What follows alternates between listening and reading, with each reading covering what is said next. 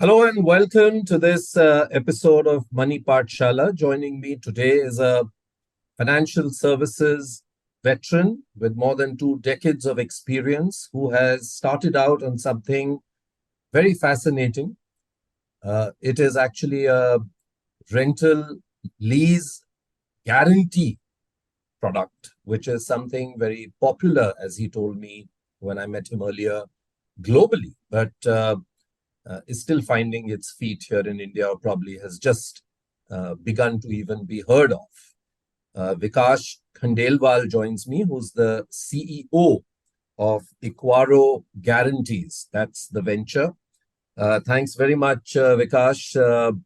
First of all, what is the problem that you're seeking to solve? Because honestly, when you told me, I had not heard of this. So if you could tell our viewers really, what are you seeking to do? What is the problem that you are seeking to solve through this venture of yours? Thank you, Vivek. It's really a pleasure speaking to you. Um, you see, the business of residential renting, and I'm calling it a business because it's an economic activity. It's fairly large in India. So in India, you have approximately 30% of the country's population which is staying on rented accommodation in India. If you look at the urban nuclear families, this goes in excess of 50% of those urban nuclear families there, they stay on rented accommodation. Uh, but yet, despite the size, it remains an unstructured market. And I'll explain what I mean by this. All rented accommodation or rented transactions, they're governed by the Rent Control Act in India. Now, all these acts, rent being a state subject, each state government has their own version of the Rent Control Act. They all came into force some time back. For example, the Delhi Rent Control Act came into force sometime in 1958. At the time that it came into force, the act had they wanted to actually protect the rights of the tenant being viewed as the vulnerable lot, and as such, it grants the tenant numerous rights under the act. One is you can't, eviction is extremely difficult under the Act.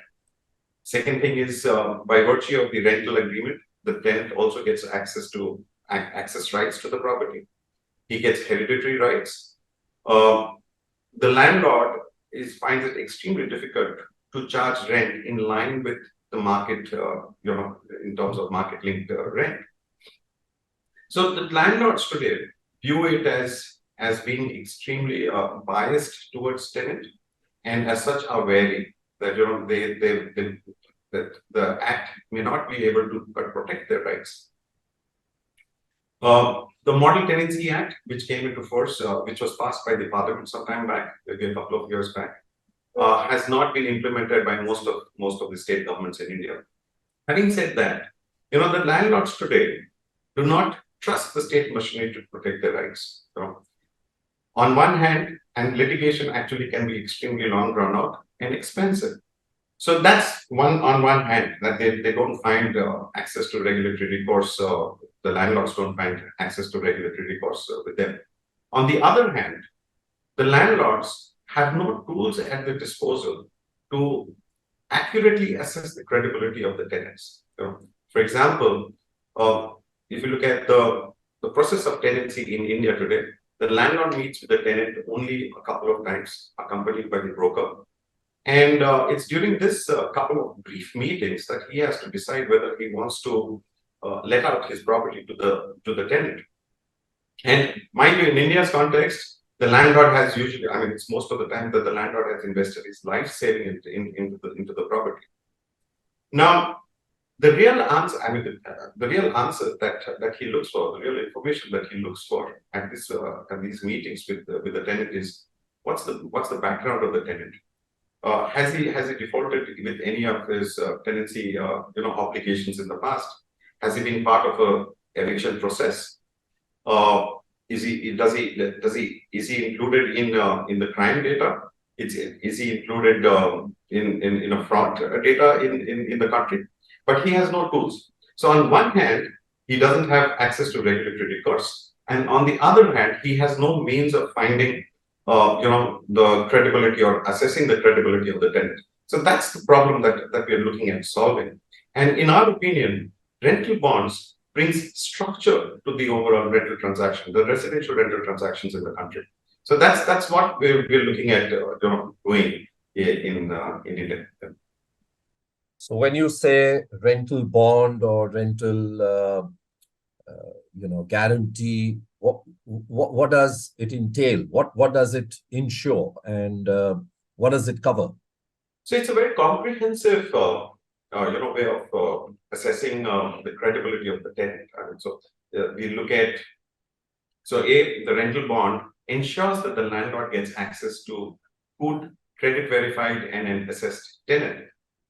So we do on the second thing, it gives him a very comprehensive cover, which covers him for default in payment of rent, default in payment of utility bills. So all utility bills are covered, which includes maintenance, water bills, electricity bills, telephone charges, and whatever else is there.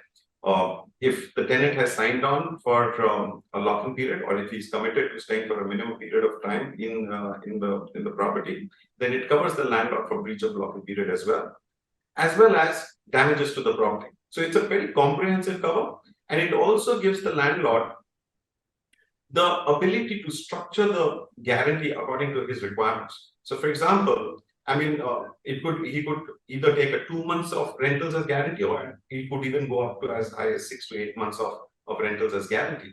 So it gives him flexibility, it gives him a comprehensive cover, while at the same time giving him access to good credit verified and assessed tenant.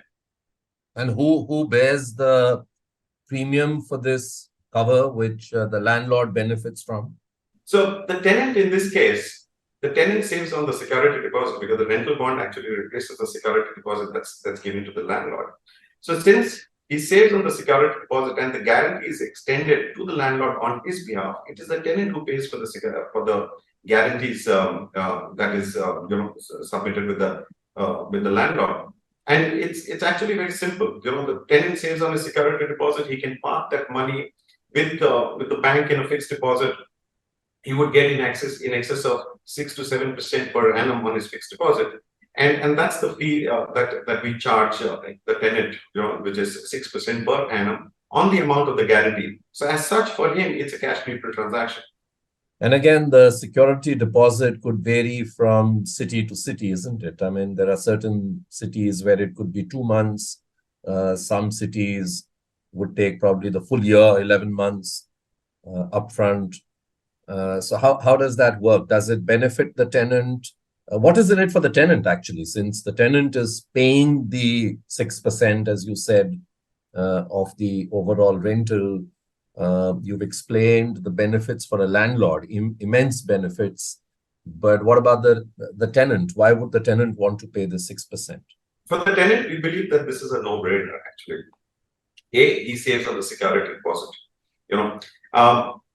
I was speaking to a few NBFCs, and wherein what transpired was a lot of the loans, that personal loans that these NBFCs actually give out, are also for the tenant to put up security deposits with the landlord when they move from one property to another property. So actually, it's a financial strain on the tenants when they have to put up this kind of security deposit. So a rental bond obviates the necessity of putting up a security deposit. So that's one big saving. Second thing is, when a tenant has to vacate the property, there are times when he has to do numerous rounds of follow-up with the landlord for the refund of the security deposit. Some of the landlords give it immediately, some of the landlords actually give it over a period of time. And while there are still landlords who say that, okay, I will only give you the security deposit once I get a new tenant who would give me a fresh security deposit, because obviously he spent the money. So with the rental guarantee, he doesn't need to do this numerous rounds of follow-up. He's also not subjected to any unjustified deductions against his security deposit. What's even more is, for example, if a tenant is moving from one rented property to another rented property, he would have to put up a security deposit at the next property, even before he's got his previous one back. So that adds to his financial strain. So the tenant today, he's completely safeguarded, if I may put it that way, from all these hassles. And all he has to do is submit a little bit of information with us, and we complete his underwriting and extend a rental guarantee on his behalf. What happens in the event of an eviction gone wrong? So, for example, it is said that, large parts of Mumbai and other cities, flats are lying vacant because investors are scared for what you articulated, that, should we put it for rent? What happens if somebody doesn't leave it? We'll just be sitting and fighting a 25, 30-year-old, legal battle. Does your bond for the landlord cover legal expenses in the event of a tenant not evicting? A bond is a financial guarantee. I mean, and we cover the landlord for all financial obligations under the contract. So the rental guarantee actually comes under the Indian Contract Act, and it follows the rental agreement, for all the obligations. However, it does not cover the landlord for any legal expenses. Should he require to approach the court of law. Now, having said that, by virtue of our underwriting, what we ensure that the landlord has access to only good credit verified and an assessed tenant who's got an established track record, which is demonstrated by his financial behavior across various instruments that he may have used in the financial services domain. Now, the overall belief is that if you have access to a good tenant who's demonstrated a financial discipline, the probability of you having gone wrong or requiring even an eviction process against the landlord by the landlord against the tenant would not be there. I mean, but not be there. But having said that, if at all there is a default, I mean, we pay within 5 days. And what is the kind of growth that you see for something like this? You've explained the merits of it. And do you feel that if this becomes popular, large number of units which are just lying locked and thereby impacting property prices, there could be a whole lot of supply that could enter the rental market? Absolutely. So we believe that there are approximately 18 million odd houses that are currently lying vacant in the country. And 18 million? 18 million houses that are currently lying vacant in the country. And that is primarily the prime reason for these units to be lying vacant is that landlords are very wary of unverified tenants. You could be having a landlord or a homeowner who's probably staying in abroad in the United States or Canada or for that matter in the UK.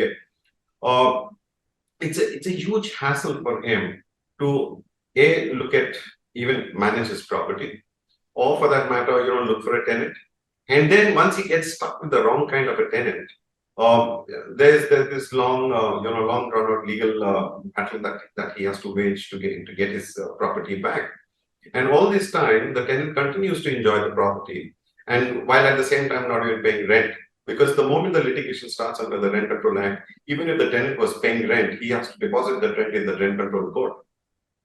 So that's the current situation today. Now, rental bonds brings in trust and transparency into rental transactions. So the tenant undergoes a comprehensive underwriting, which essentially means that the landlord now can be assured that the tenant is a good, credible tenant.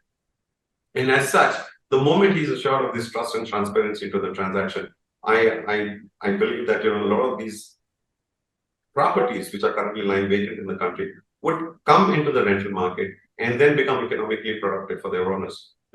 As of now, despite the huge kind of a housing shortage that we've got, and with the rental shooting up because the demand is obviously there, these properties are still lying vacant. Thank you very much, Vikas, for coming by. And it's a very interesting, innovative product that you have launched in India. Wish you much more success and look forward to many more conversations as your journey progresses and you're able to make people more aware of something like this. Thank you very much. Thank you, Vivek. It's been a pleasure. It's been an absolute pleasure.